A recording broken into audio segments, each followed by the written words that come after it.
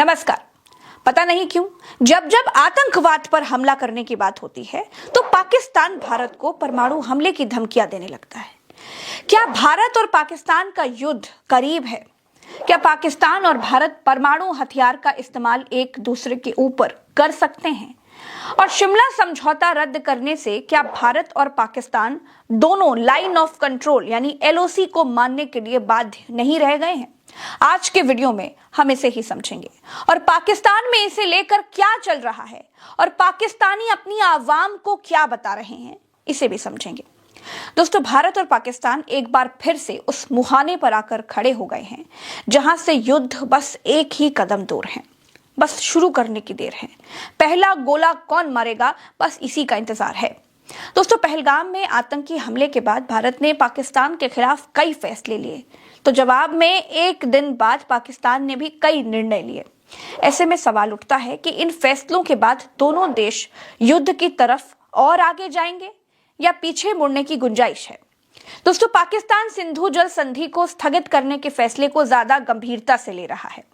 भारत अगर पानी पूरी तरह से रोकने में कामयाब होता है तो पाकिस्तान के लिए बहुत मुश्किल हो सकती है और यह स्थिति पाकिस्तान को कहीं का नहीं छोड़ेगी।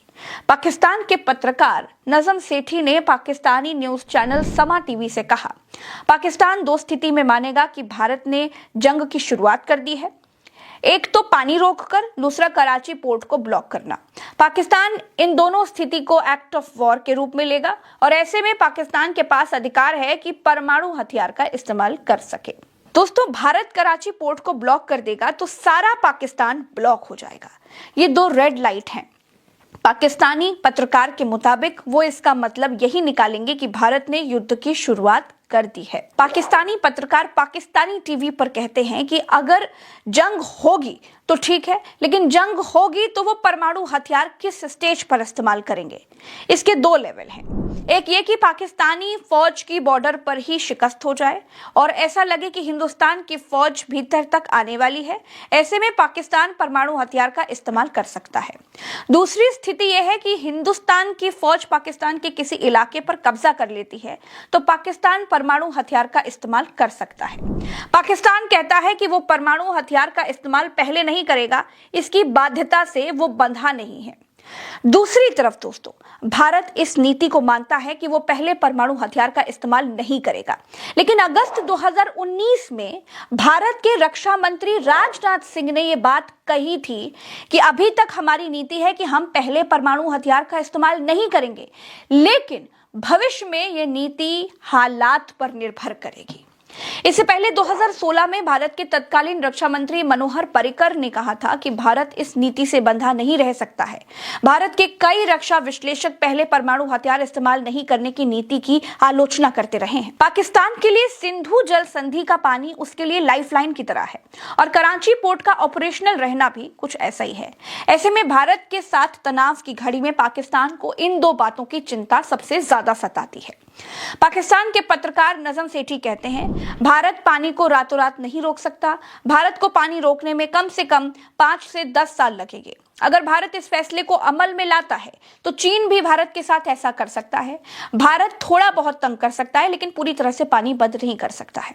भारत इजराइल नहीं है और हम फिलिस्तीन नहीं है। भारत एलओसी पर मामला गर्म करेगा, भारत सीज फायर तोड़ेगा और ऐसी स्थिति में फौज को पश्चिम से एलओसी पर लगाना होगा। लेकिन पाकिस्तान की अर्थव्यवस्था बहुत अच्छी नहीं है, इसीलिए मुश्किलें होंगी। दोस्तों, पाकिस्तान की नेशनल सिक्योरिटी कमेटी ने एक प्रेस कॉन्फ्रेंस में क्या कहा था वो सुनिए। सिंधु जल समझौते के तहत पाकिस्तान को मिलने वाला पानी किसी भी तरह से रोका जाता है या डाइवर्ट किया जाता है तो इसे युद्ध के रूप में लिया जाएगा और पूरी ताकत के साथ जवाब दिया जाएगा। भारत के रक्षा विश्लेषकों का कहना है कि पाकिस्तान के जनरल खालिद किदवई ने ऐसा ही कहा था। पाकिस्तान के लिए दोनों लाइफलाइन है। सिंधु जल संधि का पानी अगर पाकिस्तान को नहीं मिलेगा तो वहां की अर्थव्यवस्था तबाह हो जाएगी और कराची पोर्ट को भारत ने ब्लॉक कर दिया तो पाकिस्तान बिल्कुल डिस्कनेक्ट हो जाएगा। कराची पोर्ट से पाकिस्तान का हुक्का पानी चलता है। भारत के रक्षा विश्लेषक भी मानते हैं कि पाकिस्तान इन दोनों चीजों को सामान्य रूप में नहीं देख सकता है। क्या भारत कराची पोर्ट को ब्लॉक करने की क्षमता रखता है? इसके जवाब में भारत के रक्षा विशेषज्ञ कहते हैं कि भारत की नौसेना अभी बहुत अच्छी स्थिति में है और उसके पास इतनी क्षमता है कि वो कराची पोर्ट को ब्लॉक कर दे। भारत के रक्षा विशेषज्ञों की चिंता यह है कि शिमला समझौते से बाहर होने के बाद लाइन ऑफ कंट्रोल यानी LOC का कोई मतलब नहीं रह गया है। यानी भारत या पाकिस्तान दोनों एक दूसरे की तरफ पूरी ताकत पूरी दम के साथ घुस सकते हैं। शिमला समझौते में LOC को एक तरह से डिफैक्टो बॉर्डर मान लिया गया था, लेकिन अब तो वो लाइन भी ऐसी हो गई है जिसे पाकिस्तान कह रहा है कि हम नहीं मानेंगे। भारत में पाकिस्तान उच्चायुक्त रहे अब्दुल बासित का कहना है कि अब पाकिस्तान 1971 वाला नहीं है और जंग के नतीजे कुछ और होंगे। भारत के रक्षा विशेषज्ञों का इसी बात पर कहना है कि पाकिस्तान 1971 वाला नहीं है तो भारत भी वो वाला भारत नहीं है। दोनों मुल्कों के पास परमाणु हथियार है। चीन और रूस ये जंग नहीं होने देंगे। रूस भारत के साथ रहेगा और चीन पाकिस्तान के साथ, लेकिन इन दोनों देशों के लिए रूस और चीन आपस में नहीं लड़ेंगे। ऐसे में दोनों देश यही चाहेंगे कि भारत पाकिस्तान में जंग ना हो। दोस्तों, पाकिस्तान ने भारत के खिलाफ अपने हवाई क्षेत्र के इस्तेमाल पर पाबंदी लगा दी है। पाकिस्तानी न्यूज चैनल जियो टीवी से पाकिस्तान चाइना इंस्टीट्यूट के चेयरमैन मुशाहिद हुसैन सैयद ने कहा कि इससे भारत को लाखों डॉलर का नुकसान होगा और दूसरे मुल्कों से दूरियां बढ़ जाएंगी। मुशाहिद हुसैन ने कहा, भारत से पाकिस्तान का ट्रेड वाया दुबई हो रहा था, लेकिन अब इसे ही बंद करने का फैसला किया गया है। पाकिस्तानी पत्रकार कामरान खान से बातचीत में पाकिस्तान के ही रक्षा विश्लेषक सैयद मोहम्मद अली ने कहा कि पिछले 78 सालों में ऐसा पहली बार हुआ है कि भारत ने औपचारिक रूप से पानी रोकने की बात कही है। 24 करोड़ पाकिस्तानियों की जिंदगी इस पानी से जुड़ी है और ये जिंदगियां खतरे में पड़ेंगी तो हम कुछ भी कर सकते हैं। 1971 में भारत की यह डिप्लोमेटिक जीत थी क्योंकि LOC पाकिस्तान ने भी मान लिया, लेकिन अब शिमला समझौते को हमने निलंबित कर दिया है। ऐसे में अब कोई लाइन ऑफ कंट्रोल नहीं है। सैयद मोहम्मद अली ने कहा, भारत ने अगर पानी के जरिए हमारी कृषि को तबाह किया तो ये ऐसा नुकसान होगा जिसकी भरपाई बहुत मुश्किल है। पाकिस्तान की अर्थव्यवस्था कृषि आधारित है। ऐसे में पाकिस्तान इस दर्द को किसी भी लिहाज से बर्दाश्त नहीं करेगा। भारत सिंधु जल संधि के पानी रोकने की व्यवस्था पहले से ही कर रहा है और पाकिस्तान की तरफ के बहाव को कम भी किया है। पाकिस्तान को इस मामले में चीन से भी संपर्क करना चाहिए। दक्षिण एशियाई मामलों के विश्लेषक माइकल कुगलमैन ने ब्रिटिश अखबार फाइनेंशियल टाइम्स में कहा, सिंधु जल संधि और शिमला समझौता दोनों देशों के बीच भारी तनाव में सहयोग और संचार के दरवाजे खोलते रहे हैं, लेकिन दोनों समझौते से बाहर आने के बाद पाकिस्तान और भारत जटिल स्थिति में पहुंच सकते हैं। मुझे लगता है कि भारत और पाकिस्तान की मौजूदा स्थिति को लेकर दुनिया को चिंतित होना चाहिए। पहलगाम में हमले के बाद भारत ने कुछ अहम फैसले किए और फिर पाकिस्तान ने भी।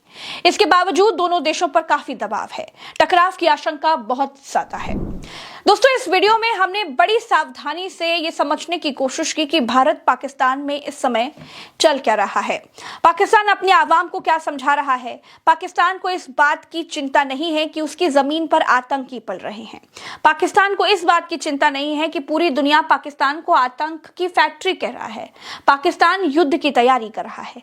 भारत को सबसे पहले पाकिस्तान के परमाणु हथियारों के ठिकानों को पूरी तरह नष्ट कर देना चाहिए और फिर पाकिस्तान का गुरूर तोड़ देना चाहिए, क्योंकि उसका गुरूर आतंकियों के जूतों तले गिरवी रखा है। इसीलिए इस गुरूर को चकनाचूर करना चाहिए। इस वीडियो में इतना ही। चलते हैं। राम राम, दुआ सलाम, जय हिंद।